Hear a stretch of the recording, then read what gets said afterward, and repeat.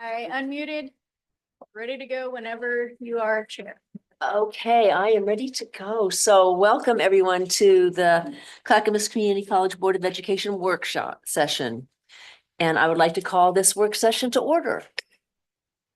And tonight and just let me say, I always love these presentations. I just always love seeing the amazing work that gets done during sabbaticals, which is fun. So I'm looking forward to this. And we have full-time faculty Amanda Coffey and Nora Brodnicki. Is she here too, Amanda? No, Nora. Okay, so Amanda. And you'll be providing the abstracts, and then we'll have an opportunity to hear 3 presentations. So come on up, Amanda.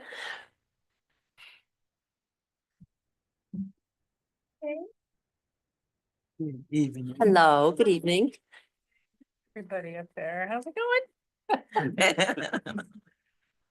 Yeah, Nora couldn't make it tonight. It's the end of the term, and so I told her I could handle it alone, so Oh, here you I can do am. it. Yeah, You I can can do do it. So I am here to just talk a little bit about what the sabbatical leave committee does every year and see if I can answer questions. Just remind everybody that we are a faculty committee of 6 individuals. Nora and I co-chair the committee. Eden Francis, Dawn Hendricks, Chris Kanishka, and Suzanne Monroe are the other members of that. So we have representation from across the campus, different disciplines and different divisions. We support faculty as they write applications to go on sabbatical. They work through drafts of it, they turn them into HR passes them to us. We read through them as a committee, talk about them, and if we have questions, we follow up with faculty for clarity on the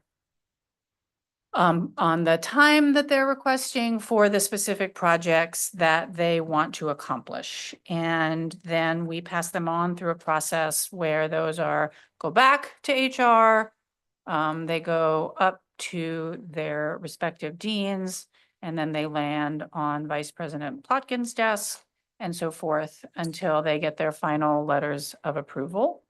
When faculty come back from sabbatical, they're required to write a detailed report that's due by October 15th of every year.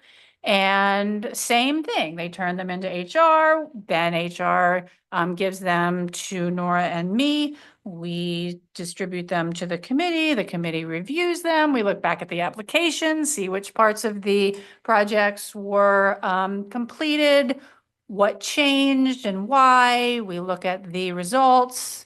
We are always so impressed. We work with the committee sometimes.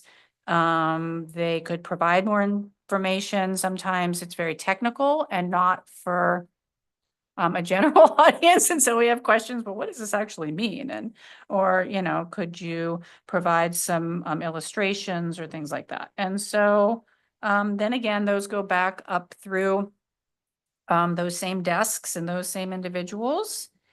And that is usually the process that we follow every year. And it works out. And then what happens is we provide this list of sabbatical abstracts for you. So in your packet, you have the sabbatical abstracts for faculty who were on sabbatical last year. There were 7 faculty on sabbatical last year. 3 took a 1-term sabbatical, 3 took a 2-term sabbatical, and 1 faculty member took a full year. And 3 of those individuals are here tonight to present.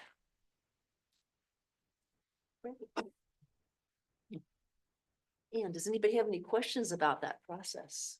It seems incredibly thorough, may I say.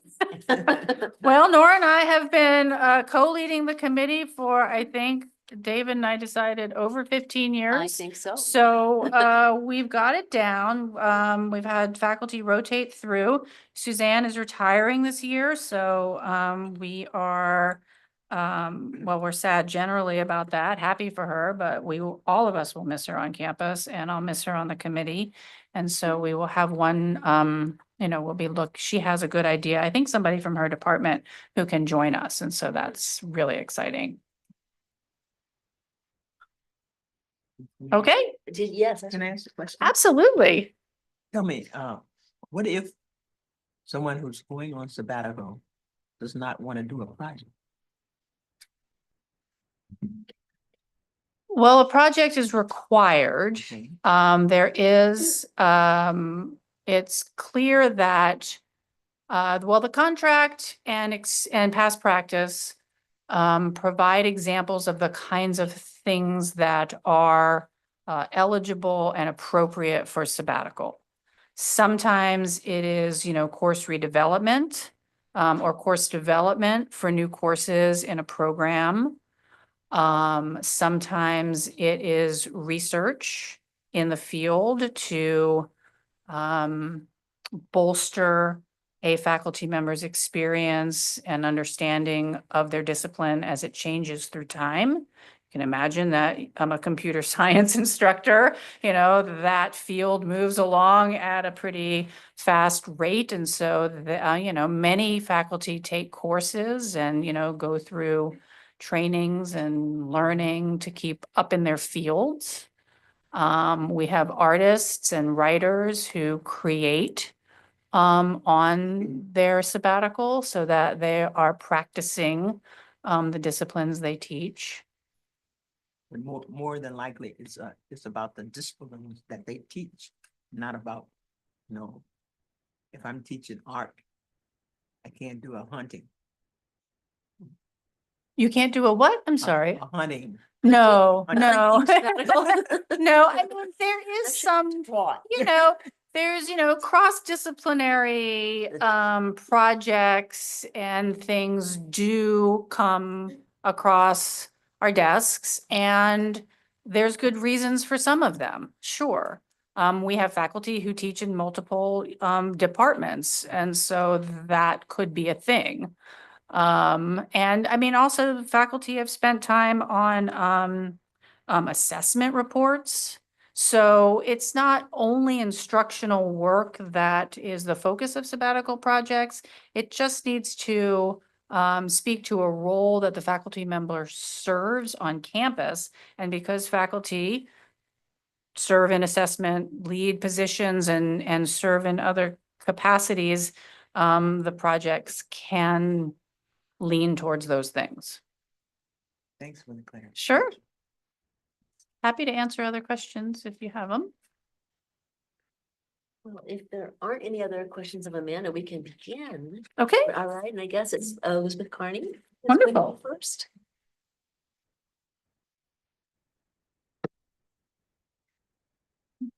hello. Hi, Hello, Elizabeth. So you can tell us, introduce yourself and what department and division you're in, and then jump right in. Great, thanks. Well, I'm Elizabeth and I'm a faculty member in the Center for Teaching and Learning. And my job is really focused on supporting faculty to do assessment of student learning. So that's both at the course level and at sort of the program level. So are students doing what we want them to do by the time they get the degree or certificate? Do they get the general education we want by the time they leave? But also at the course level. So, things like assessing assignments and things like that. So I went on sabbatical let's say it was winter and spring. And maybe we could get the next slide. Oh, do I? Oh, yay. Okay. That's smart. Okay. So I was really interested in the last 5 to 10 years there's been a lot more research and thinking around how assessing, okay, get that out of my hand so I don't keep going, about how assessment of student learning can better support all students. And so I needed to be able to dip into that literature more than I'd been able to, given my other responsibilities. And so I did a lot of reading and conferences and all that kind of stuff. I also participated in a research project that I want to talk to you a little bit about, and used everything I learned to help design some professional development for faculty around, using assessment for equitable learning when I returned from sabbatical. So the project that I participated in was called the Grand Challenges in Assessment, and there's a link there if you're interested in how these slides, you can look at more about it. But basically, it's a project that's been going on for a number of years, and it's supported by multiple colleges and universities across the country. And it started with those folks thinking about what were the most pressing challenges facing assessment in higher education, and then kind of putting those into buckets and gathering volunteers to work on those different things. And I was one of those people in 2020 during the pandemic when I couldn't go to conferences in person, and I saw this online and I was like, I need something. I need to connect with people.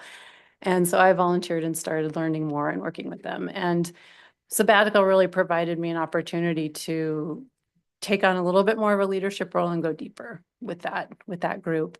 And the team that I helped lead was specifically focused on formative assessment. So formative assessment, what is that? If you compare it, it's easiest to understand what it is if you compare it to,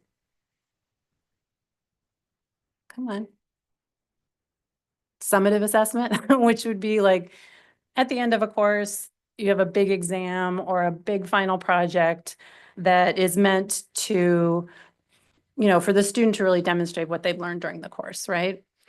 Formative assessment is the sort of activities and assignments that you would give to students to help them practice what they're learning, and then they can get feedback from you as the instructor to progress, and it may be that they're progressing toward that summative assessment, but for sure, it's to help them move toward the course's learning outcomes. So formative assessment is what I was focused on, and it's important because it really provides that increase in student learning in the immediate sense. But what I was especially interested in was in there's so much evidence that providing this kind of formative feedback and helping students in that way helps to increase their future learning as well. And it does that because when you're engaging students in a dialogue about, as part of the feedback process, students can start to see how learning works. They can start to see how to build learning strategies, how they learn, and how they can apply their own learning. And in that way, they can start to take more ownership over learning. And so it's really something that they can carry with them. And that effect is even more significant for students who are first-generation students from groups that have been historically marginalized. So it helps everybody, but you see bigger increases for those students. So I think it's especially important for us to pay attention to. The link at the bottom of that slide is a literature review that we worked on to try to wrap our hands around what the research was saying and the evidence around that. And then we used that literature review to develop questions for a survey. So in 2024, we launched this survey, and the intent was really to find out, what do folks understand about formative assessment? How much are they using it or not? In what ways are they using it? What are the challenges? Do they feel like it's valued by their institution? A lot of great questions. One of the issues we had was getting a high enough response rate, especially for faculty. We got a lot more administrative folks, a lot more folks in assessment roles like me. I don't teach students anymore, answering the survey. And so we decided to rework it and relaunch it, and that's in process. So what I'm showing you here are some preliminary results. So that's why you don't see numbers, but just sort of some trends that we were seeing. And unfortunately, that fewer than half of the respondents who responded to this survey said that they use formative assessment in their teaching. almost all of those who do use formative assessment were using some of the good practices that we had identified in the literature. They were aligning their assessment to intended learning outcomes for a course, for example, and they were sharing those, that feedback with their students. They were discussing it with them. But what was interesting to me was that fewer of them more intentionally taught students how to use that feedback to improve their learning, right? And that's that kernel, that's that piece where we can see that future learning increase, right? That's especially that equity piece. And so we want to pay attention to that. So I thought, okay, with everything I've learned, what can I do when I get back to bring this back to the college? And so I decided to outline, during my sabbatical, I outlined a faculty learning community focused on creating and using rubrics. So first, like, what is a rubric? You've probably seen rubrics, maybe not, but this example on the slide is kind of a silly one. It's a breakfast in bed rubric, but it serves a purpose in that it, might be more relatable. So you can see that a rubric often has, it has different levels. In this one, there are levels 1 through 4, beginning to exemplary. And on the left-hand column, there are different categories for what would be involved in breakfast in bed. You would, what's the quality of the food? What's the quality of the presentation of the food? What's the level of comfort of the person who's getting the food? And again, this is not something we use in the classroom, but just to give you an idea. So, you might find that for an acceptable breakfast in bed, you're really happy that the food is the correct temperature, it's adequately seasoned, etc. And you might tell your loved one, I want to refer you to this rubric, and my food was not quite as warm as I wanted it to be, and it wasn't quite seasoned to my taste. That might not go over so well as at home, but in the classroom, rubrics are really valuable because they provide this kind of specific, like task-oriented, descriptive feedback for students. And that really helps you have a touch point as an instructor for a dialogue with students. And that is so key to making formative assessment and the feedback useful, that kind of dialogue and communication. And it also is also really key in terms of equity, that it makes what's implicit explicit. So the more there's this sort of hidden curriculum that some students may know because they have experience with college, or they have a family that had experience with college, and others don't, and aren't getting that information, that's a problem. And when we can lay out sort of, here is the path of learning, and communicate to students that we are your partner in this path, and it's not a mystery. We don't want you to spend a lot of cognitive energy trying to figure out that the food should be warm. We want you to spend your cognitive energy figuring out, how do I, what skill do I need to get it to the right temperature, right? And how can you help me with that? So in that, it's helpful for students. It's also helpful for instructors who are, grading. It can make things easier. It's really challenging to create rubrics, though, and to create them in ways that, are useful to you. So the faculty learning community is something as a format that we use in the Center for Teaching and Learning. We've built a number of these FLCs over the last few years. And, the research tells us that it's the place where workshops and conference sessions break down in terms of being useful, is that you don't necessarily have support to implement. You learn a lot of great stuff, and then you go back to your desk and you're busy, and those notes will show up a year later, dusty, right? In a faculty learning community, you learn the practices, you implement them like pretty immediately in your classroom, and then you reflect on how that went. That's the formula that we've been using. And so I've been doing that with this FLC about rubrics. We've met 3 times. I have a group of 7 great faculty from across the college. They're from English and business and social sciences, health sciences, and early childhood ed. We spent those first 3 meetings learning about principles of rubrics, how to create them. They created a rubric, some of them for the very first time, some for the first time in that particular course or assignment. Then they got peer feedback from each other. So that's a key sort of social learning part of what FLCs do. And then we learned about how to implement them. What should you do when you share it with students? How do you get feedback from students? Do they understand the rubric?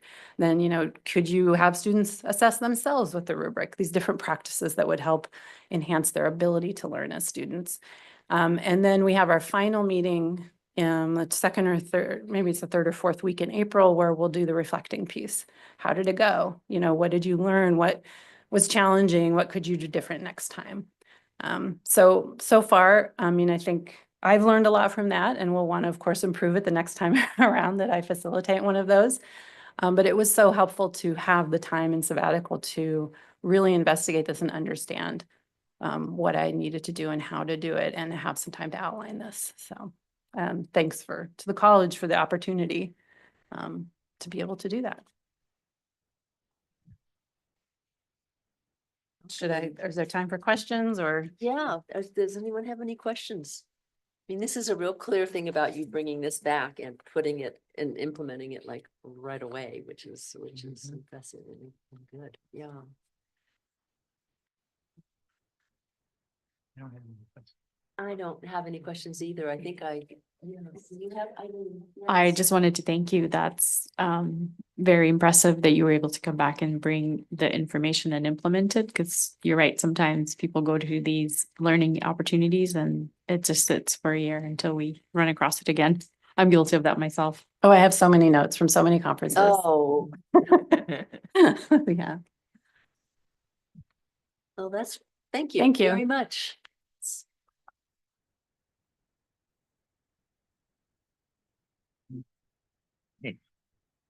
Okay, so, next will be by Michael Patterson. And great, and so if you'll introduce yourself and give us your department and division, and then jump right in. Thank you. I have never given a lecture sitting down in my life, but it seems like it's probably. Well, I have to do it. I think one can do it. So I will see how this goes. I'll try not to be too animated. So sorry about that. My name is Michael Patterson. I have been an instructor here on campus for about 21 years, 7 as a part-time instructor and about 14 as a full-time instructor. This is my second sabbatical that I've taken here at the institution. And I'm going to talk about a one-term sabbatical that I took in spring of 2024, looking at modernizing some of our anatomy and physiology education that we have here at campus. So let's see here, get this going. Some student work there on the side of a dissected kidney there for you to see. So I had 3 main objectives of my sabbatical. One was to attend 2 professional conferences to enhance my teaching methods, to learn some new approaches to bring back to the lab. I am the lead for the anatomy and physiology lab portion of our lab lecture format. So I'm constantly refining that and doing things differently. And what I wanted to do was redesign one of our 3 anatomy and physiology labs. That was biology 233. That's the last lab of the series. And I did that on purpose. So students will have had the previous kind of version of the lab, and then they could reflect and give me feedback on the new version. If I started with the first one, they wouldn't know what they were missing from before, or what they liked from the new thing. And then the third thing I wanted to do was to update Moodle, which is our online learning platform here at Clackamas Community College, for enhanced student engagement and to kind of help with some remote learning when needed. For those who haven't been over to our A&P lab, it's right behind the building here in the beautiful Desjardins Hall that was built with the previous bond money. Thank you for that. And it's on the first floor right there. And I'm happy to give anyone a tour anytime they want to come over and check out the facilities, because they're really great. So the 2 conferences that I got to go to were the Anatomy Connected Conference, which was in Toronto in March, the beginning of my sabbatical. And then at the very end of my sabbatical, I went to what's called the HAPS conference, which is mostly community college educators. So it was anatomy and physiology instructors in community colleges around the country in St. Louis. And you can see from my photos, I got the snowstorm in Toronto, and you can't really tell there's humidity there, but I got the humidity of St. Louis and all its beauty. Couple key takeaways. Obviously, we can't go through all of them. And if you want to read the sabbatical report, please, I have a lot more info about topics that were discussed at these conferences. But a couple things to take home. One is that active learning approaches improve engagement and comprehension. I think most of us probably that would make sense to us. But specific active learning approaches like performance-based learning, that's where students are assessed how well they do a specific task, and they're kind of taught real time and given feedback real time. And we haven't been doing as much of that in our class. We've done some, but not as much. But that's very common in the healthcare profession. So nursing programs, EMT programs, so on. And these are the students, I'm training those future students. So I need to start doing that in my class as well.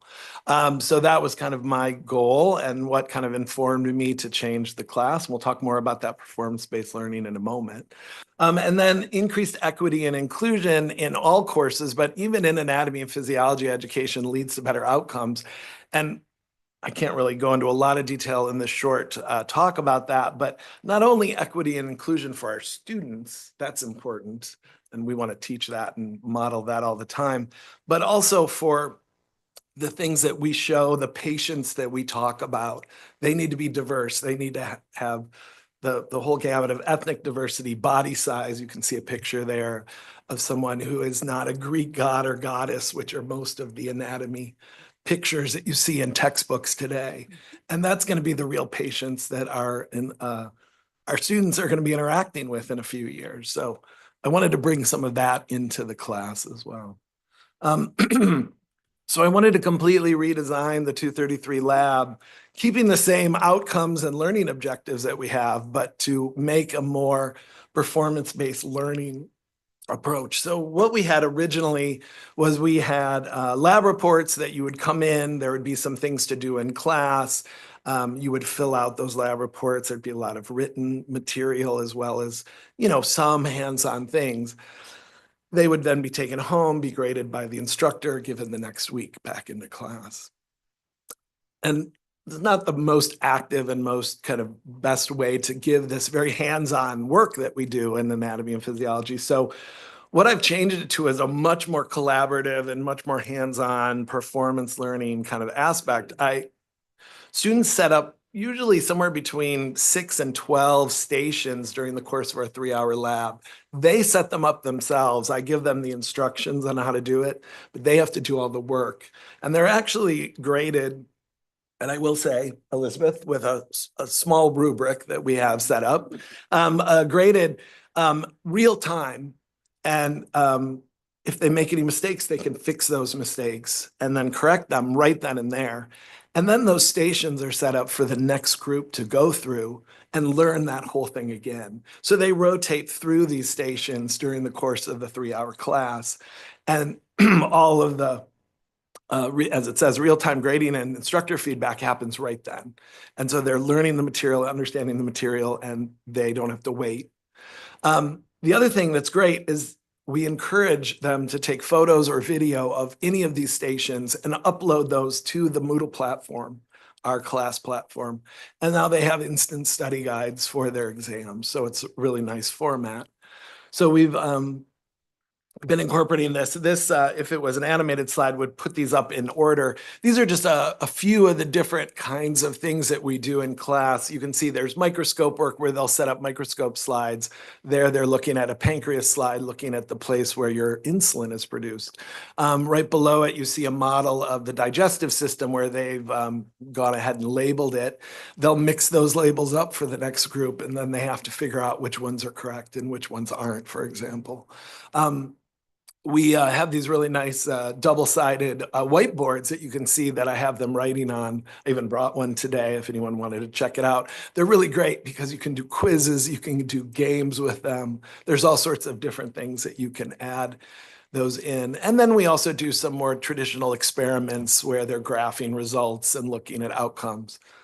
But again, all done as it's done, all graded, real time, and immediate feedback, which we like.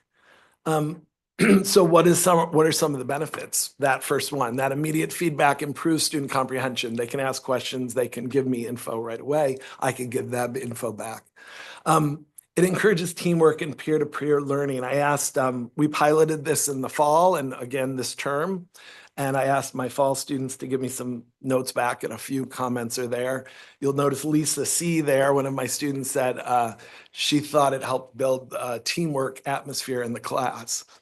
And interestingly, she admitted she doesn't like teamwork type stuff, but she did after this. So that made me kind of really happy.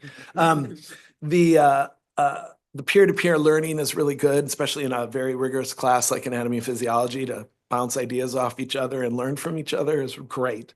The third thing there, it says reduces instructor out of class grading time, which you would think would be a benefit for me, but it really isn't as a full-time instructor. This is really for the associate faculty. Associate faculty do not get paid extra to grade outside of class. So if they have a stack of lab reports to grade and they go home on a Sunday, they are not getting paid for that work. So this way they're grading in class. So they really like this idea. And then lastly, or last two things, really prevents cheating because all of the grading and all the work's done right in front of me at the time. In our old system, our lab reports found their way online, and different people were doing different things with them. So this way we don't have to worry about that anymore. It's all done right then. And the good news is we've done this class twice. We ran it in the fall, I did, and then my associate faculty, Jamie, ran it in the spring, or I mean in the winter term, just finished. And lab exam grades have improved from historical grades. So I've seen an increase in knowledge and hopefully retention with the students. So that's really great. As I said, one of the things I want to do is kind of update some things on the online side. And we already mentioned they can make their study guides, which is a great resource for them. Also, students who miss class, because there's going to be videos and photos available, they can go ahead and get that information and kind of feel like they were there, at least get a lot of the information they missed that day, which is really good. And then if we do go into an emergent situation like we did with COVID, and I had to convert 4 different sections of lab classes to online in less than 2 weeks' time, which I don't want to do again. These are very adaptable to switch to an online learning format and probably a lot faster. And so that's a really great thing too with these. They're not as hands-on, but there are ways for me to put them in the online environment and make them still useful to students and also have them work together. So impact on students in college. Well, hopefully whenever we go on sabbatical, we want to align with some of CCC's mission to be equitable, innovative, responsive. So I feel this somewhat innovative, and that's great. So that's good. And the equitable part, I think it is really helping with some of the equitable issues for students and to give them more real world examples of what they're going to encounter.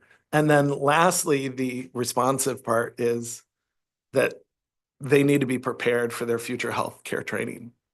Even here at CCC, our nursing program has really wonderful hands-on assessments that they do with their students. And so I want to teach my students who are hopefully going to become CCC nursing students or EMT students or wherever they go out in the world.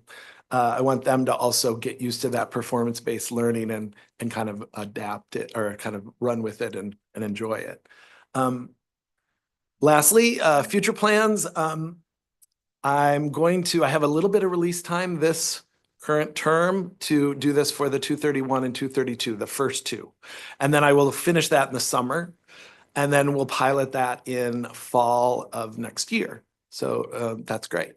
And then I'm already getting feedback from my faculty and from students, and both mostly positive, but a couple of changes here and there. I was making changes before I came to something for this next term. So that'll continue. And then again, we're going to slowly kind of make online friendly labs. So if we need to be in that online world for an extended period of time, we can do that kind of seamlessly. So I want to say thanks to the board and to the administration because they're the ones who allow sabbatical efforts like this. So thank you. And if there's any questions, I'm happy to entertain them. Thanks. Thank you. Yeah. Would you say that you were sort of tied down, you couldn't get up and move about? I want to move about all the time. I have a very active teaching style, and so that's what I would normally not be sitting here doing this. Even the format I'm talking about, there's stations around. I'm going to go to each one all the time, check it, work with the students. Then when they're done, we'll put a new station out, do that. And so I'm always on the move in my class. Wish you were around when I was doing I it. know it. I was That's thinking so the same fun. thing. Thank you. I This- appreciate that. Yes, did you have a question? Oh, Oh, I'm you don't have, sorry. oh, your microphone. It's on. Oh, maybe this is in front of, bring it lower. I'm sorry. Yeah. No, I was just talking about his animation and how, Mhm. how things come across really well. Even I can understand it. And I wish you were around when I was taking the lab. I appreciate that. Thank you so I much. said 21 years. I hope I'm good at it by now. It's been a long time. That's So good.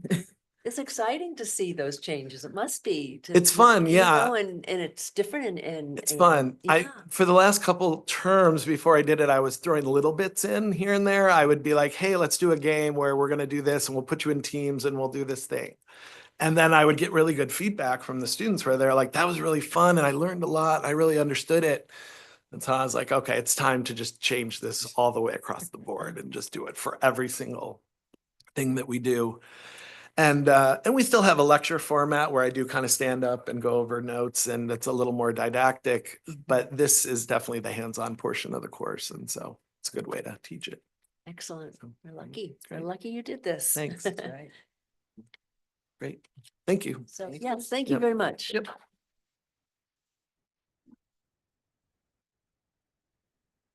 Okay, so next is Al Smith. And yes, what? Oh, I didn't get my glasses AJ. on quite fast No, enough. It's but all right. as It's been a source AJ. of confusion for some. Yeah, I go by AJ Okay. Smith. Excellent. And I'm with the Skills Development Department, in the AFAC division. And I've been at the college in various capacities, on and off since 2004, but I'm in my 9th year as full-time faculty right now. And I did my sabbatical project on effective classroom management and respectful de-escalation in the adult basic skills classroom. And the reason I kind of selected this topic was following the pandemic, we had noticed in our department and talking to colleagues who worked with adult basic skills students that there'd been an increase in classroom management situations, in civil behavior in the classroom.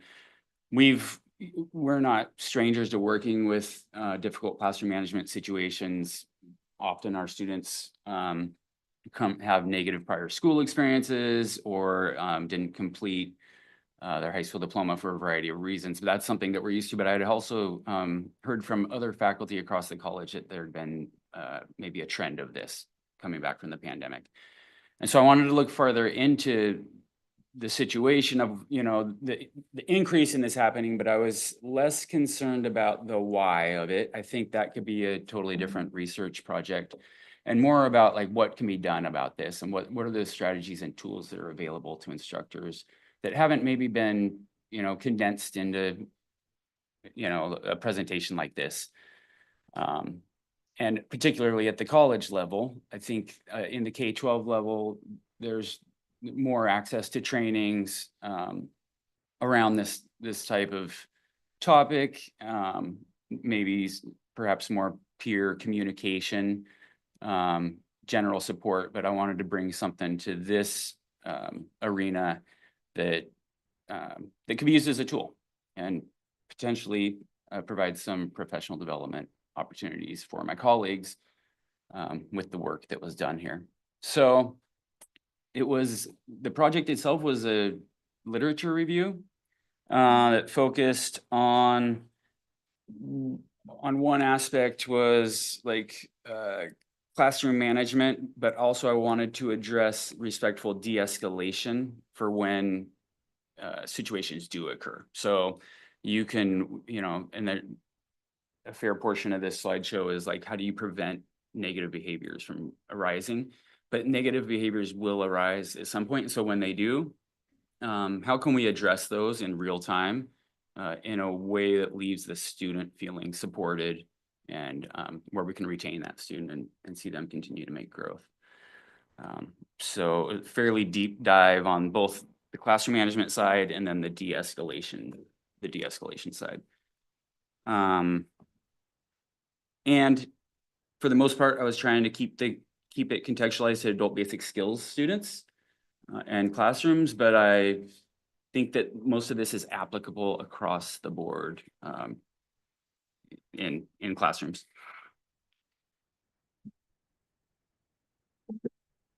Thank you. So the literature review was kind of summarized in this fairly extensive slideshow. Today, I'm just going to show like a small selection of them just to give you kind of an idea of what was covered. So I should say that classroom management includes a variety of things, and effective and engaging instruction is probably the primary one. So good instruction. And then, so there's the instruction side, and then there's the classroom management side of managing your students. I focused on the classroom management side because we have the Center for Teaching and Learning at the college that does a fantastic job of focusing and sharing information with instructors on what good instruction looks like. The things Michael was just talking about, active learning. We have resources for that, and I think our teachers here are fairly well versed in that. There's less opportunities or exposure to classroom management, effective classroom management tools.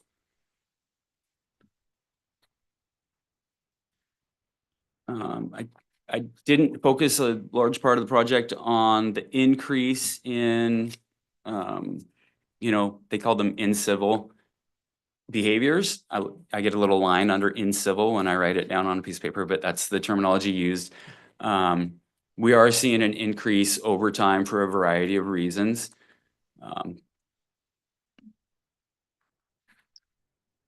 And they look different between the college and K-12, but there's the way that we can approach these behaviors can be generalized across the board. So similarities and differences. And then I wanted to kind of at the outset of the project discuss characteristics of adult basic skills students and just generalized practices in the classroom that are effective for working with this population. Again, I think applicable across the board. Things that are applicable across the board are like having a positive classroom culture, clear expectations, active learning, having the instructor having an authentic presence, and then like successful crisis intervention, catching problems right at the outset. I'm going to fast forward here a little bit. There's general principles of classroom management. I tried to tailor this project to different audiences will want different aspects of it. And so it's fairly extensive, but I can pull out certain pieces depending on who my audience is. This part was kind of, I framed it the project around this slide. This is Dr. Jeff Colvin, worked with the education department at UVO for many years. Published quite a bit of work on what classroom management looks like and this cycle of acting out behavior. So I took this model and kind of did a deep dive on each phase of this cycle.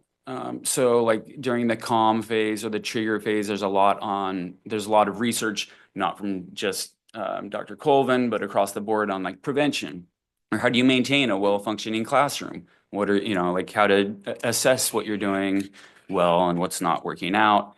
And then pretty quickly, how to identify if there's going to be an issue, like a trigger, which students may, there's really good research on when students come into the classroom, are there certain signs that students are showing? And if you see a sign of that, how can you address that before it becomes a bigger issue in the classroom?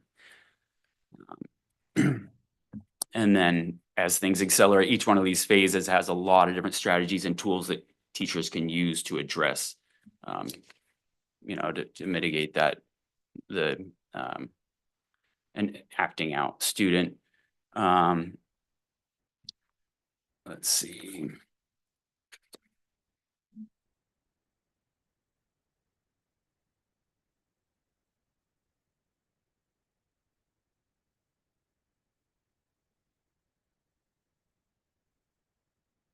What not to do, tools for agitated students. Tips for when things do get rise to a level. You know, and like some of this, just as an example, is like, how do you keep the rest of the class engaged while you're dealing with a certain student? There's certain ways to be respectful to the student as you're doing this, you know, as you're addressing the problem.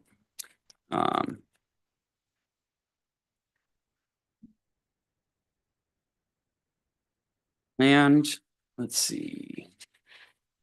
A lot of the research that came was multidisciplinary.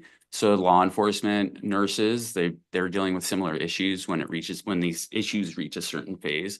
And so it's really fascinating to see the overlap between education and these other disciplines. There's a fair amount of overlap. And a lot of it comes down to really keeping in mind that you maintaining calmness in these situations, having a calm demeanor, staying respectful, and staying to some degree a little bit detached and not engaging with the student. Anyway, each one of these has does a pretty deep dive, but that's the broad overview. I think one important reminder is that teachers, instructors need to take care of themselves before they can take care of it and run a well-functioning classroom. And that includes, you know, things outside of work, a healthy work-life balance. We also, in addition to having effective instruction and effective classroom management, there is a third kind of tenet to this, and that's institutional practices that are clear and well-defined. So at the end, I included our student handbook code of conduct. The college has a pretty robust, you know, process and for when concerns happen, and it's a nice tool for instructors to have. But the main goal of the project is that I can share this information with other instructors, other people at the college, depending on which part of it they may want. So I wanted to thank the committee because I learned a tremendous amount through this research. And in addition, I'm hoping to share what I've learned with other parts of the college. I've been talking with Jill Freeman about maybe stepping into first year faculty experience. You know, new teachers should be exposed to different parts of this. But as a veteran teacher, I think this, you know, it applies to instructors new and old across the board. And so mostly I just want to say thanks for the opportunity to do this. It's a tremendous opportunity. Questions? A lot of information. It looks to me like Yeah. you really produced an awful lot of information and tips and ideas and thoughts. I'm just having trouble picturing what this looks like in a classroom. I'm trying to picture the person that's gonna be escalating and Sure, yeah. give me an example. Well, when a student walks into a classroom, they may be exhibiting signs that they're already under stress, you know, for a variety of reasons, things that the student can control and things that are out of the student's control. We talk about, you know, the barriers that students face, and there's institutional barriers. And then there's barriers that they are completely unrelated to school, or it may be something triggered them walking to school that didn't have anything to do with, you know, the classroom itself, or maybe they walked into a classroom and there was a trigger of some sort in the classroom. But there's signs of when a student's, you know, exhibiting that behavior, and then how to approach a student, and tips, for instance, when I'm speaking with a student who may be upset or showing signs that, you know, I always stay below eye level with the student. I always talk really calmly. I never speak to the student so other students can hear. Mhm. If the situation starts to escalate, I'll ask the student to step out of the classroom so that it maintains their privacy. Also, sometimes students are doing this for attention, so that, you know, takes care of that. But if a student begins like making a scene in the classroom, there's, you know, first of all, you keep the rest of the class engaged. have an activity, even if there's not one immediately planned, how a teacher should be prepared with activities ahead of time to immediately engage the class in independent work while you address the situation in a respectful way. And some situations, I'm not sure if that answers your question, but it should be noted that some situations are not successfully de-escalated. And so there's tips and tools in there about how to manage an individual who's in crisis behavior. And a lot of that research came from the nursing and law enforcement fields. But, you know, it boils down to maintaining a calm demeanor, being respectful, and staying relatively detached from the student, because a lot of times students want engagement from an instructor, and we don't want to provide that engagement. You know, by staying detached, we can shut that part of it down. So yeah, I could come up with like specific examples of things that we've seen, you know, here and there. But I think the most important part of this might be the prevention side of it. How can you set things up so that students feel like they belong in the classroom and that they're engaged in their learning? It sounds like it could be so applicable in so many places too, not just in the classroom. I mean, a lot of things like that. That's a lot of work. Jane, it looks like Wade. Oh, it looks like Yeah, Wade. just a follow-up question. It's indicated, I think, early in your presentation that this kind of behavior may be on the rise. Give us a general idea how frequent this occurs. Are these instances, you know, common within a month? Are they 10 times a quarter, or, you know, what are these kind of things? Do we know even? Are they all reported? Those kind of things. I'm not sure that they're all reported, and things reach different levels depending on what stage of that acting out cycle the instructor can calm the situation down. And I think it depends on the instructor. I think some instructors who are unprepared and you know, haven't had the professional development maybe, or aren't adept at dealing with these situations, it probably happens more often in those classrooms. There is a such thing as like a chaotic classroom versus on one end of the spectrum, and a safe and calm classroom on the other end of the spectrum. So I don't see it a ton in our department, but I think our instructors are pretty well versed in a lot of this. I do think there's a lot of details that even I picked up on that'll be helpful, you know, as I share this with our faculty. But I think the answer to that question is it really depends on the instructor and the student population. All right, thank you. I don't have, rarely is there a situation that like really throws a class into turmoil. So it's not that common. Yeah. Thanks, AJ. This is amazing. And I'm really happy to hear that you're, planning to share it. And I hope if you need help doing that, I mean, I'm glad it's going to go teaching and learning, and there's other possibilities to do it as well. It's, in my former life when I was teaching, I used to teach this kind of work probably 15, 20 years ago. And so I was pouring through it and I was like, oh yeah. And I just like how you framed it too. It's really that, chicken and an egg. If you've really got a dynamic, engaged classroom that has such a huge impact, but there's still, as you point out, I think post-COVID, there is really quite an escalation, or we're seeing more challenges, K-12, college, around behaviors. Mhm. So I'm just appreciative that you took such a deep dive and created such a great resource for everyone here. So Yeah, I really appreciate the opportunity to do it. It's like, I'm not sure I would have had the chance to really go this deep without, the sabbatical opportunities. Well, Thank thank you. you very much. Thank all of you. This has been inspiring and.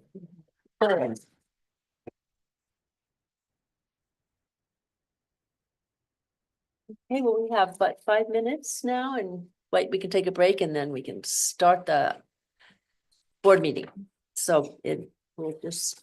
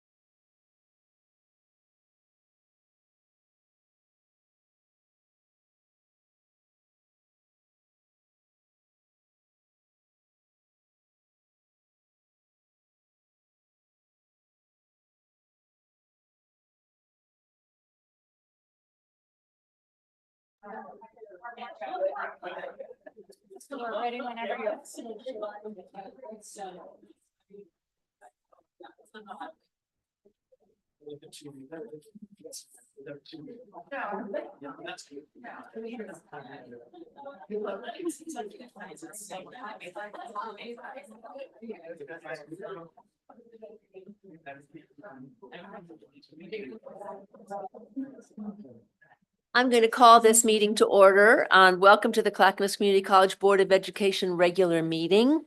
Today is Wednesday, March 19th, 2025, and it's around 7 o'clock. Katie, can you call the roll? Yes, absolutely. Position number 7, representing Canby and Malala, Irene Konev. Here. Position number 5, representing West Lynn and Wilsonville, Aaron Woods. Erin is absent. Yeah. I haven't heard. Position number 4, representing Oregon City, Josephine Joe Crenshaw. Here. Position number 3, representing Gladstone and Johnson City, Wade Hathorn. Go. Online. Gotcha. Okay. And then position number 2, representing Clackamas and Happy Valley, Rob Wheeler. Here. Position number 1, representing Milwaukee, Kathy Heisey. Here. Position number 6, representing Estacada and Colton, Chair Jane Reed. Here. Okay, thank you. And Dr. Cook is going to read the labor and land acknowledgements. Thank you. We acknowledge that the Clackamas Community College campuses reside on the traditional homelands of the Clackamas, Cascades, and Tumwater bands of Chinooks, as well as the Tualatin and Pudding River bands of Kalapuya and the Northern Molalla people. They lived and prospered by maintaining strong cultural ties to the land and through wise management of resources. As signers of the Willamette Valley Treaty of 1855, they were removed from their homelands to the Grand Ronde Indian Reservation, where they became members of the Confederated Tribes of Grand Ronde.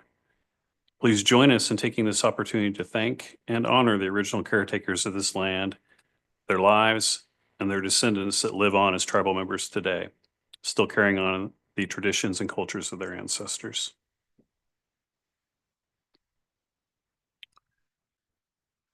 And our labor acknowledgement. We also acknowledge that our nation has benefited and profited from the free enslaved labor of Black people. We honor the legacy of the African diaspora and Black life and the knowledge, skills, and human spirit that persevere in spite of violence and white supremacy. We're in the public comments section now, and the Clackamas Community College Board of Education welcomes community members to attend board meetings to become acquainted with the programs and operations of the college district. Members of the public are encouraged to share their comments with the board during the agenda item labeled public comments. Comments from the audience at any other time during the meeting, except for the agenda item public comments, will be declared out of order. Do we have anyone signed up for? We do not, Chair. Thank you. We do not. Okay, thank you very much, Katie. So we'll move on to the consent agenda. And it consists of the following items. We want to approval of 1A, which is minutes, work, and regular session of the February 19th meeting. 1B is the 2025-2030 academic calendar, and then acceptance of the monthly financial reports, personnel report, and fall enrollment report. So does anyone wish to pull anything from the consent agenda? All right, do I have a motion for approval of items 1A through 2C? Thank you, Joe. Second? I'll second. Is that Kathy? Okay, I thought it was Irene. I couldn't hear. But thank you. So we have a motion and a second to approve. All those in favor, please say aye. Aye. Aye. Aye. All those opposed say no. Any abstentions? Okay, this motion passes. So our next new business item, our first new business item is 2025-26 board meeting schedule. And under new business, we have the CCC Board of Education proposed meeting scheduled, and the highlights are the board typically meets on the third Wednesday of each month, except in June and August. And in June, the board meets on the last Wednesday of the month, and in August, the board does not have a regular meeting. The board retreat is planned to be held on Saturday, August 23rd, but I have a potential conflict and may not be able to be there. And so I'd like to see if the rest of the board members are able to come on August 16th for the retreat. So please let Katie know if you can do that, if you're able to make that change, or if you're not able to make that change, and any other concerns or feedback you have on the schedule. So does anybody have any other concerns about the new calendar for next year for board meetings and retreats? Nope. Okay. So this is a first read, so we don't have a vote, but will come under the consent agenda in the April meeting, and we'll talk about it again there, or we'll approve it at that time. So next is new business action items, 2025, 2026 tuition and fees. So Dean Christy Owens, are you here so you can come forward and help lead us through this? Probably one of our least favorite activities, but never. Hi, good evening, Dean Christy Owen, she, her pronouns. I guess my first question is if there were any subsequent questions from the information prepared and shared at our last meeting. Any questions? I don't have any, no. Okay. Then I don't believe I have any new information for you. Okay. So, Okay. yeah, so the proposal before the board tonight is to take action to adopt the tuition rates and the fee rates, which again, the general fees are unchanged. But we do need to have that information in place so students are able to adequately plan for their summer and fall terms, cost and financial aid. And so that is why we bring this budgetary action in advance of the bigger budget package that comes in a couple months. Okay, thank you. Mhm. And I just kind of, does anybody else have any questions? I just kind of wanted to say that this is always not fun to raise tuition. You know, I mean, it is, but it is important, and it is, I mean, it's essential. It's one of these and we are, as a college, I mean, it's hard for students to have to pay extra tuition, but we as a college have maintained an ability to make this a very affordable place. And we are like the third, what is it? We are the third lowest in the state in terms of a cost because of our work with books and because of our work with fees and all of that. So even though that is not, like I say, not my favorite vote, but it is an important one, and it is the only one that we really, as a board, have any control of bringing anything into things. So thank you so much, and how clearly you explained it last time, and I appreciate that. And so if there aren't any other questions or comments, do I have a motion to approve the 2025-26 tuition and fees? So moved. Thank you, Rob. Thank you, Joe. So we have a motion to approve a tuition increase of $4 per credit hour for in-state tuition and $9 per credit hour for out-of-state international tuition.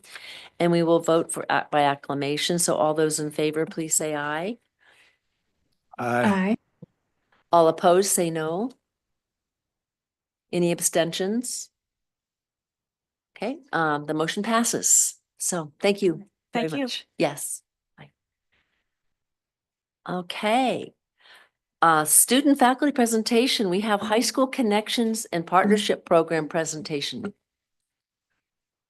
Yes.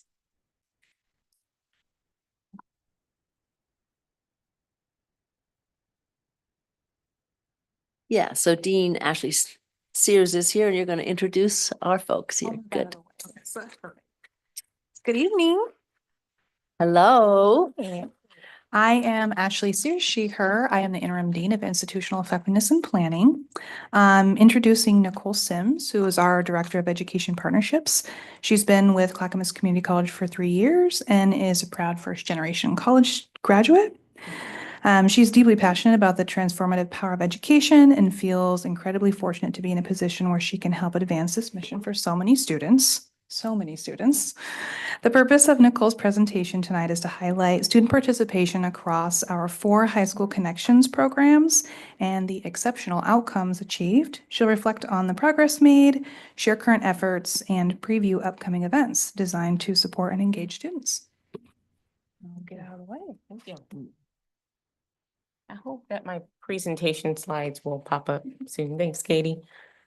All right. Thank you so much, Ashley, for that introduction. Good evening, everyone. As Ashley stated, my name is Nicole Sims, and I am the Director of the Office of Education Partnerships here at Clackamas Community College. When folks ask me what we do, I give a short synopsis. So I'll share that with y'all tonight. It's real down and dirty, real quick. We're all things dual credit and college and university partnerships. So tonight I'm excited to be able to share about the impactful work happening out of my department. And also share that each and every day, I feel fortunate to be able to witness firsthand the hard work of both my team and myself as we look to support students as they explore, define, and determine what their next educational paths will be. I am joined tonight. It was supposed to be 2 students, and I'm still going to acknowledge a student that couldn't make it with us tonight.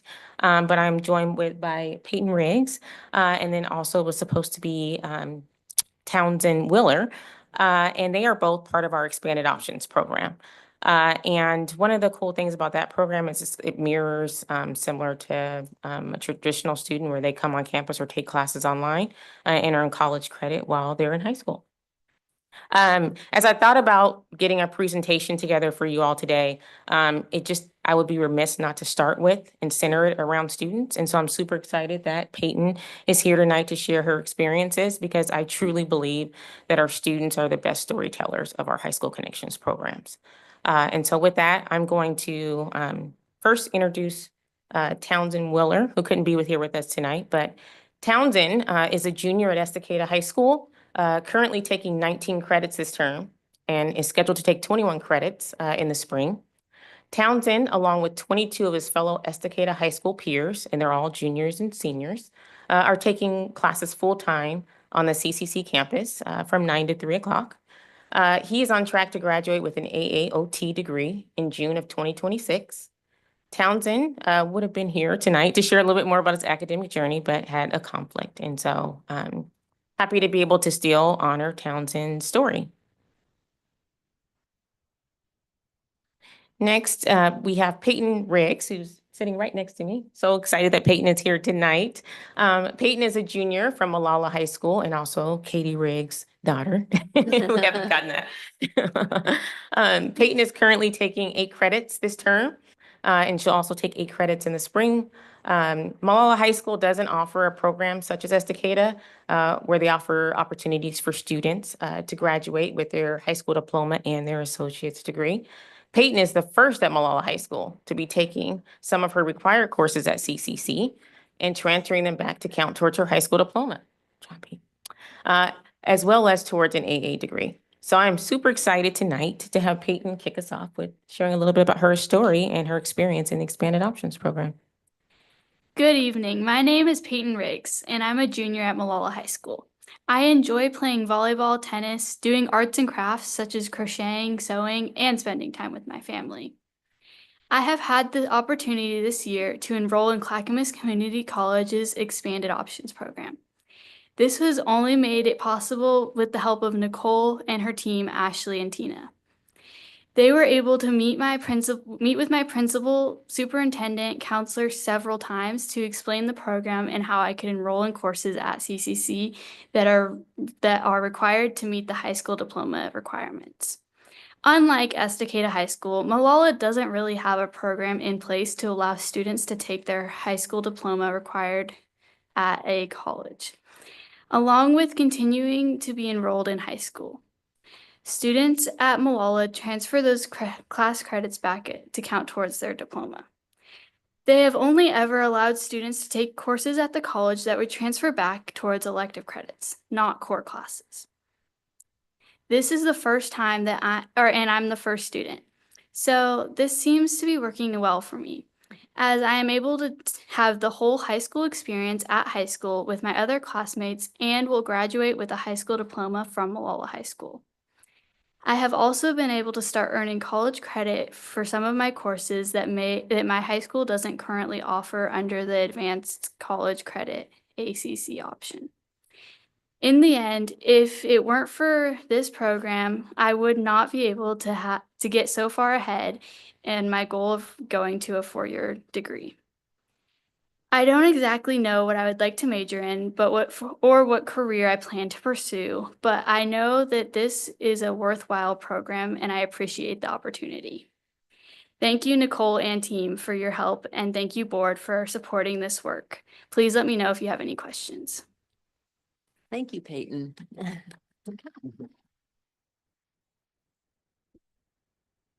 I have questions. What classes are you taking? This winter term, I'm taking History 202 and Econ 1 or 201, I think. Okay. Good. Yeah. Good. Very impressive. It is.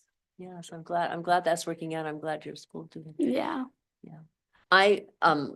I wish that our Estacada student had been here too, because I'm from Estacada, Oh, and okay. I know the impact that this program has had Yeah. on the students in our community, and it's amazing. And so glad that you were able. We have a wonderful superintendent too, don't Yes. we? Who is very open in working with all of this too. So I'm excited to see how that grows in the years to come too. Yes. This is year 2, correct? It is year 2. Yeah. Yes. And I have some data on my slides to come. Okay, about well, where we're at. I'll wait Yeah. and see that data then. Thank you. Any other questions for Peyton? No? Okay, well, let's continue then. Thank Awesome. you. Thank you so much, Peyton. Yeah. All right, so Peyton just shared the expanded options program, but that's just one of 4 programs that are ran out of the Office of Education Partnerships. We have our Advanced College Credit Program, and that program is solely based at the high school. So we have high school teachers that are articulated to teach college level courses at the high school. So those students likely don't ever come on the CCC campus, and I'll talk about some of the things that my department has done to get in front of those students and make sure that we're thinking about helping them think about matriculating to CCC. We've got our High School Plus program, and those courses are taught either at, they're taught by CCC faculty. We like to recruit adjunct faculty to teach those courses either at the high school or at another designated location. And those courses are specifically for high school students. We have our expanded options program, which we just reviewed, and then we have our career technical education program. That's a hands-on opportunity for students to come on campus and take CTE related courses. So, I am a data guru, and I use a lot of data dashboards and internal tracking sheets to think about what does program participation look like? What does it look like in terms of cost savings, right, for our students? Because that's really important. In addition to how are students participating? What are enrollment trends from year to year and things like that? And then also equity gaps and what things can we do to look to improve in terms of our outreach and recruitment to students?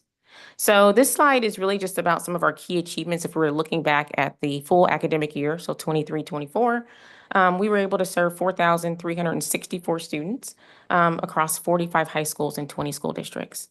We represent, I'm gonna say this really loud, 25.8% of the college's total FTE. And that comes directly from our high school connection students. And that's on and off campus. Last year, I'm really excited. This is a key achievement, our ELP program graduation. We had 21 students in our ELP program graduate with the AAOT degree. So that's super exciting. So they met their high school requirements and also earned a associate's degree.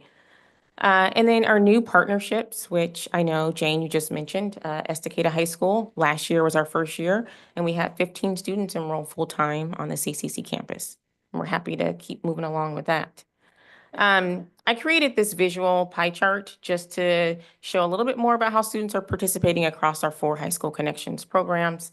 As you can see, ACC is our largest program. We've got a little over 3,500 students or close to 3,600 students participating every year. And then it goes to our second largest, which is expanded options, and that's 456 students. This data is not duplicated, so these numbers sometimes can appear a lot higher because students are taking multiple classes, like Peyton. And so they're being counted twice when we do duplicated numbers. So the numbers here are just single count numbers. Just want to make sure I'm clear on that.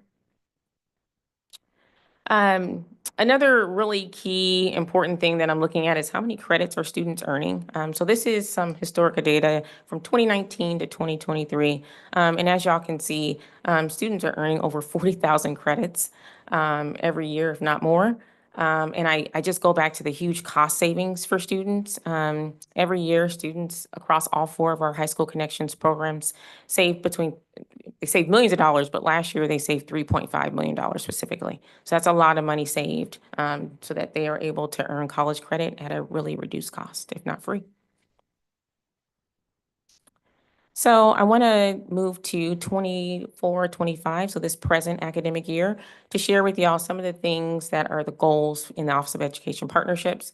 I don't create these goals in a silo. I initially start a draft, and then I sit down with my team and we talk, and we revise and edit together because I want to have buy-in from everyone. It's not just a Nicole goal, it's an everyone goal. And so the 4 goals that we outlined were to sustain and expand partnerships. So as y'all saw earlier, we have 46 high schools across 20 school districts partnerships, and we're always looking to grow those. Increase enrollment, so grow enrollment in all 4 of our High School Connections programs. I have increased visibility in, it's highlighted because we did some very targeted efforts around that, and I want to share that with y'all tonight. I would easily go through each one and give examples, but I know I only have 10 minutes, and so I'm going to highlight increasing visibility. And then the last one was student success. Wraparound supports are so important for high school students, and our high school to college advisor does a lot of work to make sure students are having time to meet with her and talk about their career goals, what classes they should take, just to make sure that they're getting the support they need, in addition to attendance checks and grade checks and all the things that help students be successful while they're here. So if we're to narrow in on the increasing visibility of our High School Connections programs, I'm super excited to say that in fall of 2024, we launched our ACC video. And that video is really about helping students understand the program, the benefits, how to register, but also that they're a CCC student. Welcome to CCC, right? That video is shown, and we asked for it to be shown in every single ACC course at the start of every term. And that was not happening previously to fall of 2024. My goal is to really help students feel like they're connected to the campus, even though they don't come on campus in the ACC program. And so this video is one way that we're able to do that and just welcome them to our community. The success of the video and just the feedback that we've gotten so far, I wanted to launch it across all 4 of our High School Connections programs. And so we're doing a phase-in approach. The video that we just got completed was our CTEP video. They're both linked in these presentation slides, and they're on YouTube. But our CTEP video will launch this spring, and we'll show that to our CTEP students and share it with our partners as well. So excited to have that and excited to continue to develop videos to help students learn more. This is a really busy slide. Sorry about that, but I wanted to highlight some of the achievements and impact. So I decided to highlight for each of our programs some things that I think are important to know about where we are. So our High School Plus program, we're seeing strong growth. We have a 7% increase in headcount from fall 2023 to fall 2024. And we're seeing a 10% increase in headcount from winter 2024 to winter 2025. So excited to see that growth. Our ELP graduation and enrollment growth, this spring, we'll have 28 ELP students expected to graduate with an AAOT transfer degree. If you recall on my previous slide, the last year, or 23-24, it was 21 students. So we're seeing seven additional students. And this includes 11 students from Estacada High School.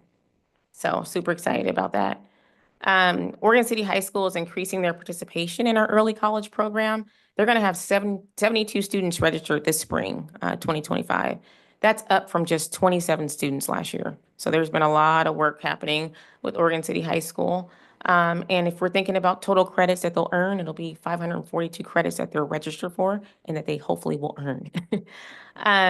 Our ACC program, we are excited to expand our partnerships. We just got a new partnership with Oregon City Service Learning Academy and then also Westview High School.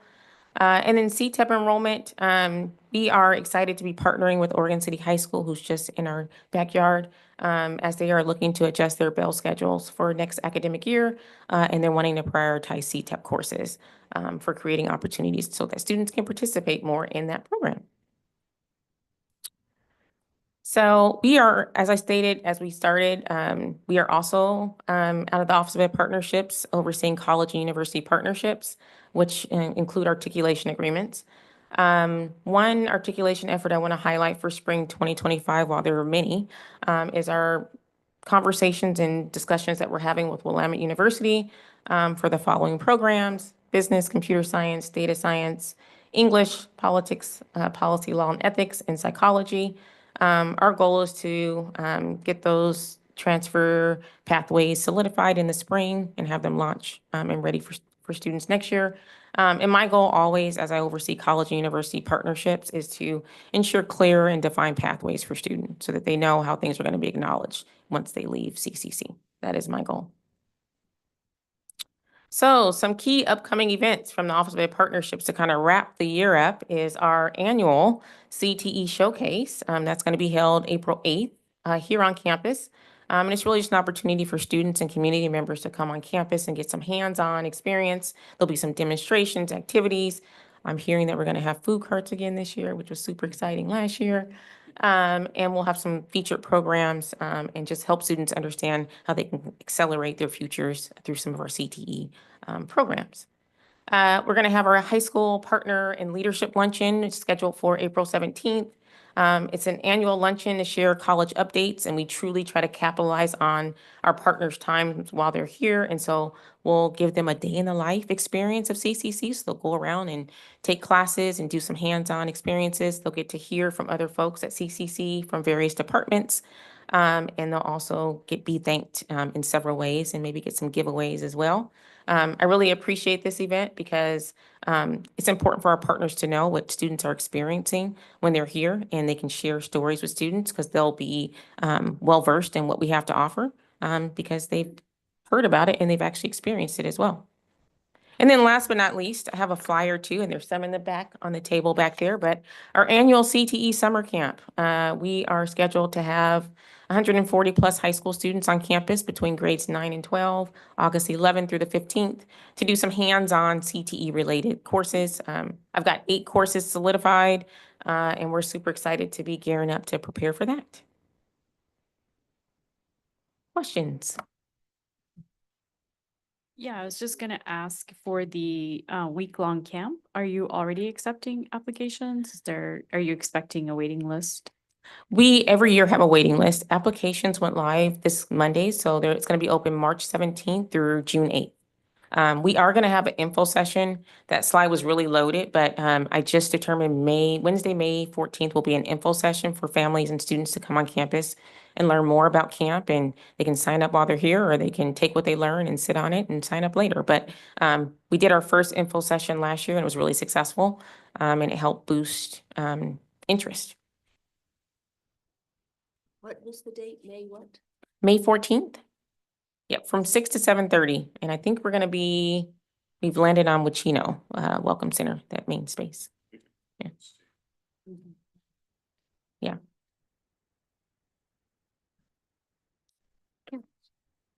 Kathy. Thanks for the presentation, Nicole. That was really great. I know a student or two who's in the program from LaSalle, so it's fun to hear from this side of the table. I was wondering if you had any data on dropout rates, or sort of how this pool of students compares to the broader student pool at CCC in terms of their completion rates in these courses. Yeah. You know, I don't have it in front of me, but I will say because of our wraparound support services, many of our students are able to thrive and be successful. So we're always looking to protect students and their transcripts, right, when they're in high school. And so we're doing a lot of intervention, checking in with CCC faculty, doing the grade checks to make sure that they're passing. If they're not passing, we're looking at various other grading options, right, to make sure they meet those deadlines to get a W instead of an F, right? We do have some completion data. I just don't have it in front of me, so I don't feel comfortable sharing it when I'm not too sure. It's not, I know that we are, I don't know how it compares to the general CCC population, but I know for our students, we have a high number of students who are completers and Great. passing their courses. Great, thank you. I have a quick question about the numbers when you said they were, and I don't remember what they were, but it seemed large to me for the number of schools that were participating. Yes. Are they all in this area? Are they across the state? No, so we have as far as across the Columbia River with Vancouver, all the way out to Coos Bay. So we've got partnerships all over the place. Yeah. When we think about our service area district, certainly I think there's probably 15 high schools maybe in this service area district, but we establish contracts with folks far and wide. Okay, wow. Yeah. Yeah, and that typically happens when the community college in the area doesn't have the Mhm. programs that they're looking for, and so then we're able to come in and offer those. So Yeah.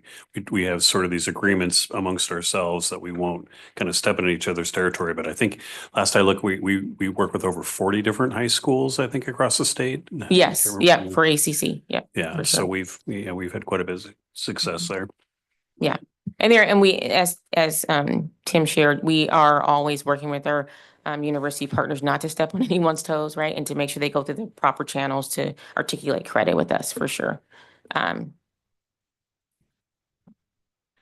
Good. Well, this has grown so much too. This is wonderful. And thank you for all of Yeah. that work. And Joe, Let yes. me ask a question. I have a quick question about, you said Oregon City High School has improved over the past year. Yep, Did you say 78 or something? That's what I thought I heard that. 72 72. students, yep. And my question is, you said 25% of these students that are coming are FTEs, full-time equivalents?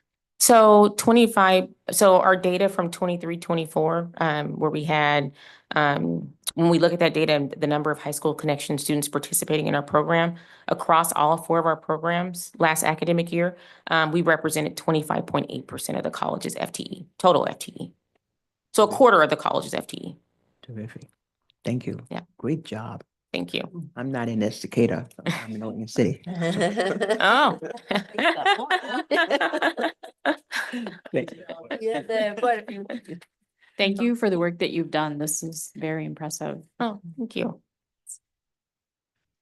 Hey, well, if there are no more questions, thank you. Thank you so much. Great. Yep, Both have a of nice you. evening.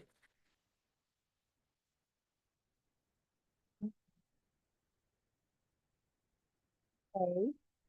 So we can move on now to association reports and comments. First, this is going to be rather quick. Associated Student Government Bethany Day is not able to be here tonight, so we will not have a report from ASG. Jennifer Pope is on Zoom, is that right? For classified, there she is. Hi. I am here. I have no report to give tonight though, so we'll keep it quick. Thank you. Okay. All right, then we could go, I know someone is here. Lars is here. Full-time faculty is here.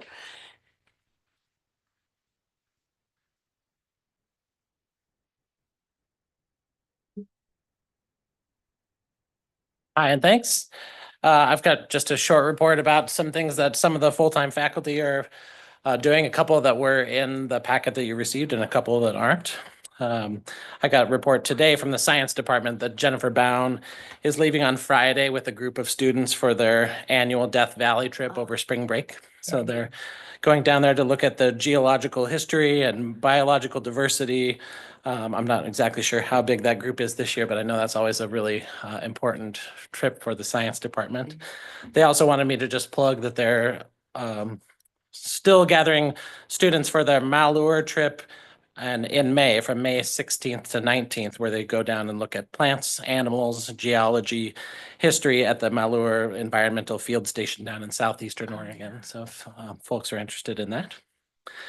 Melissa Jones reported that 7 of her journalism students and she went to New York City for the College Media Association conference. They went there for some training on reporting, photojournalism, and covering community. She said that the students paid for the flights and the food, but was really grateful to ASG for giving grants that paid for the registration and conference fees for the students. So a very cool thing that they do there. The math department reported that Aaron Kelly and Trisha Torgerson organized a screening of the documentary Counted Out, which shines light on math as the foundation of democracy and economic opportunity. That happened last Tuesday from 5 to 8 in this room. I don't know if anyone made it to that. Some people there, yes. It sounds amazing. I'm like so sad that I read about this today instead of last week. That happened on Tuesday, which is a big day for us. So I'm going to check that out myself outside of this. Speaking of last Tuesday, that's my last reports from the music department. Last week, we hosted our 3 big music festivals on campus. Tuesday that day, we had the concert band festival, Thursday, a vocal jazz festival, and Friday and Saturday, our instrumental jazz festival. Really cool events. We have about somewhere around 1,500 high school music students who come to campus, get to experience our programs, our buildings, the larger campus community. So really cool opportunity to welcome folks into our space and talk about the great things that we do, and hope that we can get a lot of them to come and study here at the college, whether it be in music or anything else. So great, very tired music faculty, but a great week of work. Any questions? No. Great. That's great. Thank you very Thanks so much. much. That's Yeah. exciting. Good. Hey, so we're on to the president's business report, and I'll turn it over to Tim. Thank you, Chair Reed. I've got several items, but I'm going to start by asking Vice President Schaefer to come up and provide a bond update.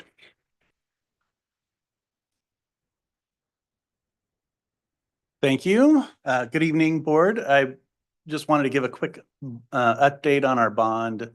One thing we are planning on doing is providing some type of snapshot that maybe we're thinking it could provide a one-page summary. It might be a consent agenda item that we can provide that gives you a little sense of where we're at with projects and such. So we're still working on that. I think the big announcement we wanted to share was that our RFP group, which had 9 folks from across the college, a few of which are here, and I want to thank one of them on Zoom there, Wade, worked on our RFP for our owner's rep, which we just made our selection to Wanaha Group, who's a owner's rep firm that's locally out of Wilsonville and a native tribe-owned company. So it's something we were proud of, and I really wanted to thank Wade because he provided a lot of good insight in those interviews. We had 8 firms originally that we whittled down to 4 interviews, and they were great. I mean, it was really a high functioning group of owners reps that came to that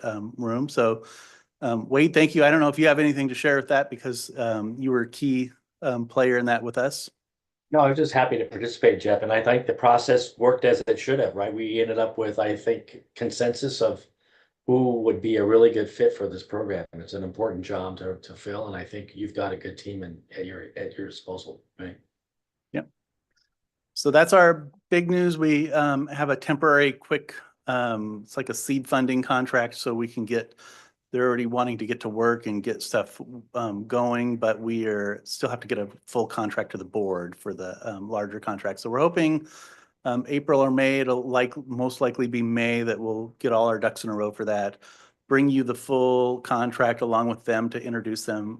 But right now they're already hitting the ground running. We did a tour of the athletic fields over there with them earlier this week. And they're already working on the walking trail RFP and reviewing the bids for our walking trail path and the maintenance yard. So they're really just already getting up to speed on everything. So it's really been a good partnership that we started, and Another big exciting piece is President Cook and I were interviewed by Moody's credit rating service. Was that 2 weeks ago?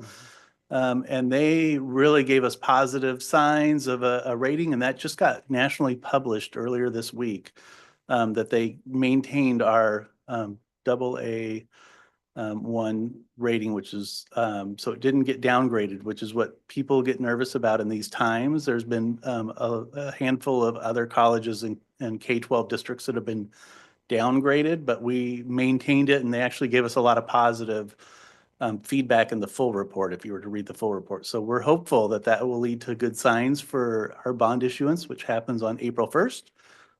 So April 1st, I'll be in Portland, actually playing the stock market game of selling bonds and getting $120 million plus any premiums we end up getting. So that's an exciting time for us when we actually get the money in the door, and then we'll be going full steam ahead.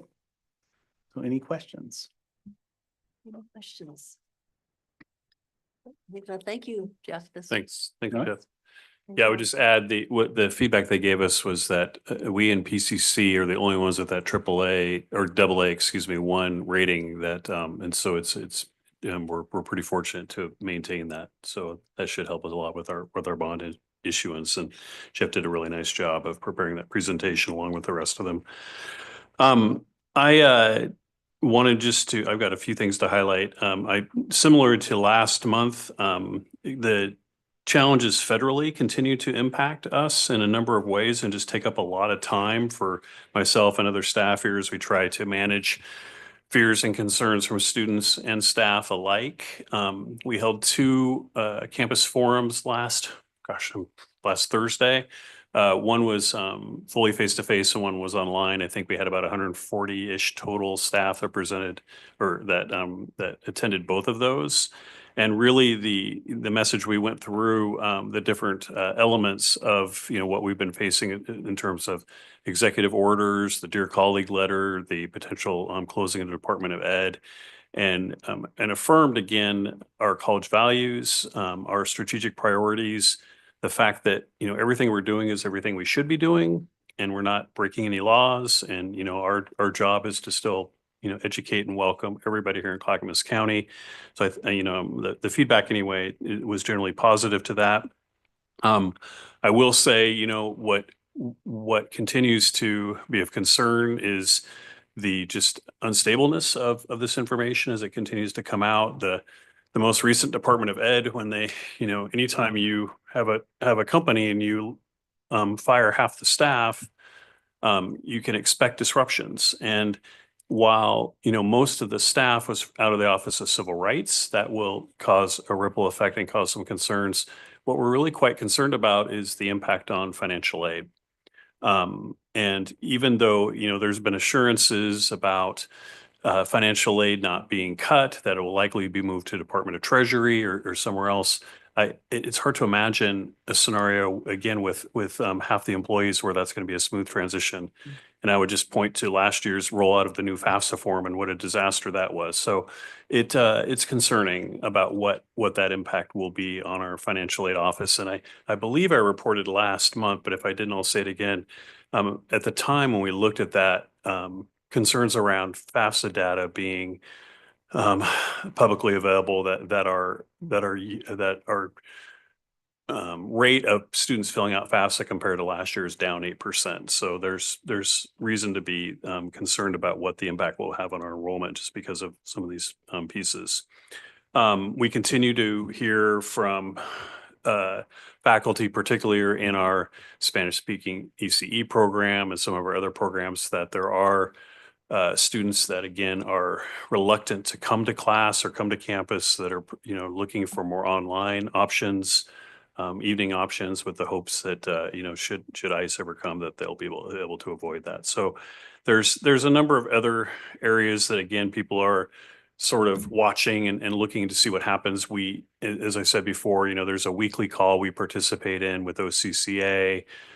We have got a group working on it's not an emergencies operation group, but it's essentially a group of folks that are getting together every I don't have Friday. any idea where I put that other. Okay. every Friday morning and really updating on, different areas of the campus and what's happening. And so that's that, and it's just hard to say how long this will last. We're still, I think less than 60 days into this. So we'll see where that goes. In spite of all that, our enrollments, our reimbursable FTE is still up almost 13%. So there's, I'm really happy about that. We'll just see what ends up happening as we go further along. We held two other all staff meetings, 12/12 and, or excuse me, I'm sorry, and 3/11, to update regarding shared governance and allowing each of our camp councils to share out work that's being completed and priorities for our academic year. As you know, this is the first year that we've rolled out this new shared governance process. So it's nice to see councils now really, kind of getting into some work and starting to get into that. It will take some time, but to be able to really have some campus meetings and share that work has been helpful. I kind of on the heels of Nicole's presentation, I was at the monthly superintendent's meeting last Wednesday morning, and this is the superintendent's roundtable with there's 10 different school districts in Clackamas County and me. I think that's right. Yeah, 10 and me. That get together once a month and talk about issues related to education here in Clackamas County. You probably read in the paper, a number of these school districts locally are doing some pretty dramatic layoffs and budget cuts this spring and into next year. And it's there's some real issues around impacts and what that means for districts across the way. I will say that they gave us a shout out there as well for the appreciation of work from Nicole and our high school partnerships group and what we do for them. I think the comment was that they, like others, when they go to statewide conferences and talk to their folks, they are appreciative of the relationship they have with Clackamas Community College, that they don't hear that from other districts as well. So I think that's important for you to know. My Running for Oregon Community College students press release has gone out. So if you haven't heard it yet on television news or radio news or newspapers, I've done quite a bit of interviews. There's quite a bit of interest across the state in this fundraiser for this summer. And so that is public. And so if you haven't heard that yet, I'm sure you will soon. Lots of presentations and just lots of interest, and pretty excited that there's legislators across the state that want to support it. Our federal delegation wants to support it. We're already raised actually a good start, a good amount of money, even right off the bat. So I'm hopeful as it gets kicked off that we'll raise a lot for student basic needs across the state. I met with, just this also feels like last year, but I think it was just a few weeks ago. I had what I'd call kind of a mid-academic year check-in meetings with our first year full-time faculty. And we had some lunches with them. I had some lunches with them just to check in with them about how their first year was going, how the college could support them and what the impacts are. You know this because you just saw some sabbatical presentations, some others. We have some pretty amazing faculty here. And just listening to some of their backgrounds, these are faculty who could probably teach just about anywhere, and they want to teach here. And I think that says a lot too for our college. And I'm happy that we have some, such amazing faculty here at the college. I want to thank Joe and Irene and Jane for going down to the Capitol and for the legislative summit and lobbying. We spent, as we usually do, a day with our colleagues across the state advocating for more funding for community colleges. And we had a really good contingent this year. 6 students came with us, and we had a packed day where we were back to back meeting with our legislators and really, talking to them about the importance of funding community colleges. It's always a little bit challenging to hear, how much everyone loves us, and when I say community colleges in general, how much they appreciate what we do, only to be followed shortly by, there's really no money. And I'm like, like I've heard that like way too many times but anyway, I think we we need to show up and we need to make sure that we're in front of them and really continuing to bang that drum about, we really are the economic engines for the state. And if they want us, want the state to be functioning and have people working, then they need to fund us adequately. And that even goes back to our tuition discussion. I appreciate your comments about how hard it is to raise tuition. Frankly, if we were funded adequately, that wouldn't be an issue. Kind of fun. I was asked to be the keynote speaker at the Oregon City High School Junior ROTC Cadet Ball a couple weeks ago, which actually ended up being like a really fun evening. My wife and I got to attend that and see their piece of. I didn't realize this, but Oregon City High School is one of only 6 in the state that has a junior ROTC program. It's the biggest one in the state. They're pretty proud, and they're getting connected with our veterans program too, which is really nice. We've held interviews to replace Sue Goff, Sue's right here. How many days till retirement, Sue? 103. So Sue will be retiring, a well-earned retirement here. And so soon we should have a named replacement for our Dean of Arts and Sciences. And then we also, David and Jeff and I attended a accreditation visit from the OSBN, the Oregon State, gosh, now I'm going to forget the acronym. Sorry, I didn't have it written out. Thank you so much, David. Around our nursing accreditation, that's a really important visit that we have, obviously, to maintain our accreditation for our nursing program. As you heard, we're hosting a career and technical education showcase on April 8th, 3:30 to 6:30 p.m. If you haven't been to that and you have the time, we're talking, I believe last year 700 people were there. It's amazing. And we get lots and lots of families, lots of people coming through the ITC. We highlight all the programs. You get to do hands-on things. It's really a fun evening to see what we do. And we get families and the rest that are pretty excited to get exposed to that. This Friday, if you're up bright and early, 7:30 in the morning, we'll be hosting the North Clackamas Chamber networking event at our Harmony campus, if you want to attend that. And then one other really interesting thing, last year we did this for the first time, and this will be the second year, April 11th, Friday night, 6:30 to 8:30. We're hosting the Accessible All-Stars game along with a resource fair. It's quite a popular event last year, and I expect it will be again this year. So We've got some news today. I saw that in. yeah, it was in the papers today, and I saw that as well. So yeah, if you have the opportunity. So to sum up, in spite of the sort of the chaos happening, we continue to do what we do, and we show up, and we're there for our students and our staff, and we'll continue to do that until somebody tells us not to. So. Yes.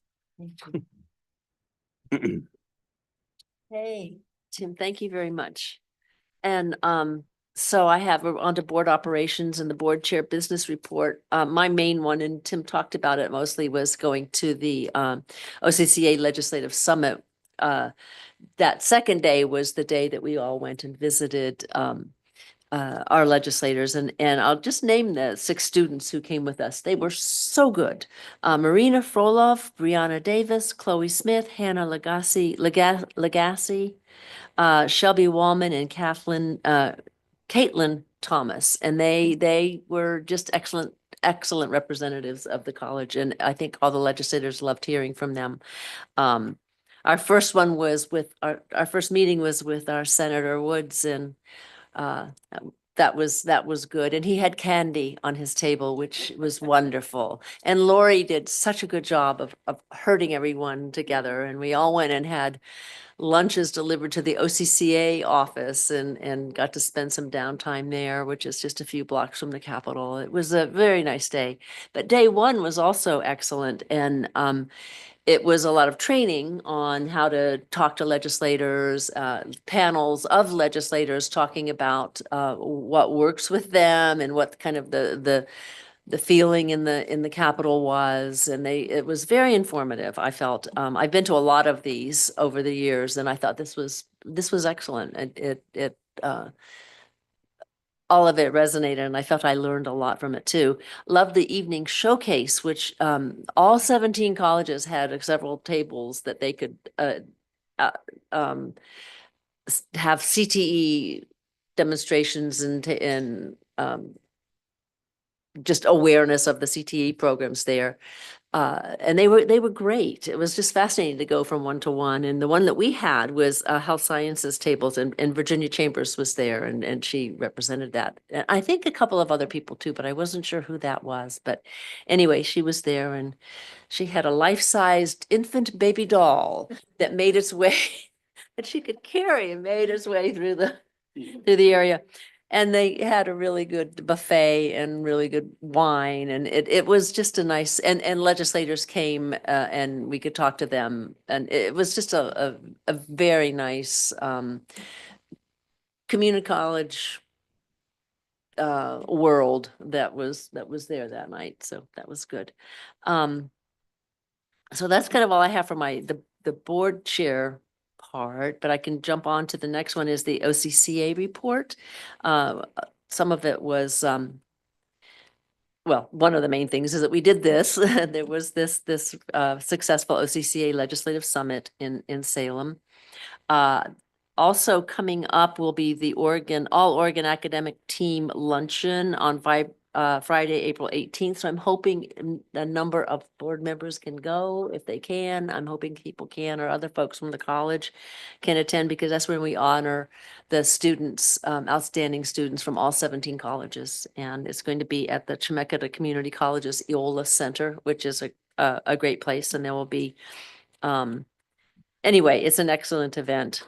The next OCCA Lunch and Learn webinar is March 27th, which is a Thursday at noon. And it's going to be on artificial intelligence and going to address the broader implications of AI on workforce readiness, ethical considerations, institutional strategy, insights on how to proactively adapt to AI's impact, and how we can lead through that time period of change. And the presenter is our own Sabi Warich, and he will be doing that. So all of us, anybody can sign up on the website to attend this webinar. The Joint Committee on Ways and Means, the Joint Committee on Ways and Means is doing a road tour around the state to hear from people in different communities about what they're thinking. It gives other community members access or to testify before. This is the key budget setting committee, so they don't have to travel to Salem.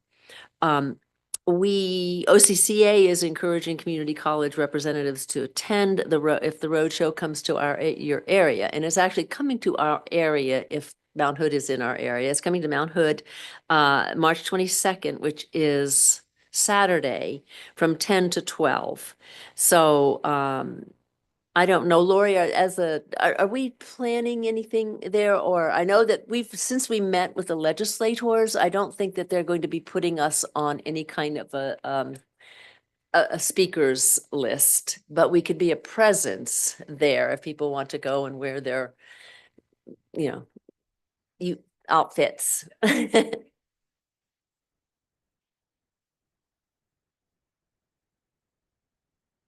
Okay, and great. Okay, so. Yeah, I signed up to testify, but if it's like last time they did that, they tend to want to hear people they normally don't hear from. So we'll see That's how it goes. yeah, I think that's the case, that they probably won't call on us, but they can see us, they can see you, and which will be good. One item from the legislative update, hearing for capital construction was construction cap increase bill was heard in the House. And that is the one that would increase the Article 9 or 11G general obligation bond caps for community college capital projects from 8 million to 14.25 million, which is really good. And I think it is expected to go to the Ways and Means Committee. And I think people are feeling positive about that passing. And I think that is about all I have to report. So we can go now to Joe in the Community College Foundation. Clackamas Community College Foundation report. Thank you.